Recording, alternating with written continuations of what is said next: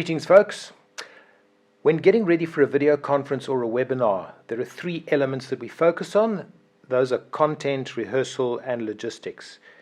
What tends to happen is content gets the lion's share of our attention, which is nonsensical because the content is the thing that we normally know the most about.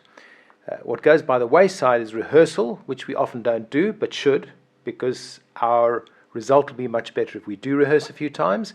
And then logistics, which is the thing most likely to trip us up. So what I'm going to focus on here is those 60 minutes before you go live on your video conference or webinar. In other words, the 60-minute check and then the 10-minute check. And I'm going to divide this session into two separate clips. So let's get going with the first one. We're going to focus first on 60 minutes. So the very first thing that I do is I come down to my computer and I check my email. And what I'm checking for is anything pertinent to the online presentation that I'm going to be giving. I need to respond to people, maybe send them a link or whatever it is. So I'll quickly go through my email. When I'm finished, I close my email.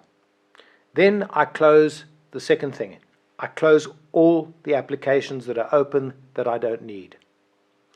Then I do something quite extraordinary. I shut down my computer.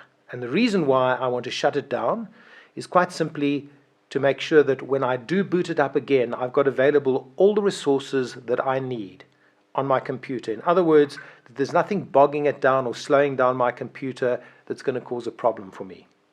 So I then boot up my computer, and the next step is to check my Wi-Fi connection. In other words, what I'm checking to see is that I'm connected to the right source of my Wi-Fi.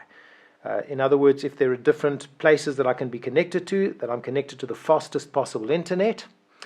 And in order to make sure, I'm going to do a speed test. Whatever the speed test is that you prefer doing, I use speedtest.net, and I make sure that the speed test is complete, that I've confirmed that I've got the bandwidth that I want. And what's important about this is that if during the call or the webinar you're having a problem, at least you know that it's not your bandwidth because you checked it before, unless of course something's gone down in the interim, which of course is a measure that's outside of your control. Then I open my webinar or video conferencing platform, whichever one it is, be it Zoom, GoToMeetings, Microsoft Meetings, whatever it is, you open it up. And you'll generally find that if there are updates that are going to be uploaded, they'll ask to do it as you open it on the particular day. I prefer to do that 60 minutes before, not 5 or 10 minutes before when I'm under pressure to get my session going.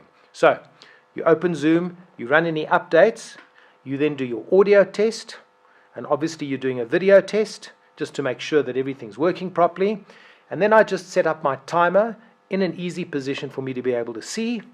And I make sure that my camera is in position. If I'm using the webcam that's connected to my computer, I just make sure that I'm fairly well lined up. I can do the final check a little bit later on.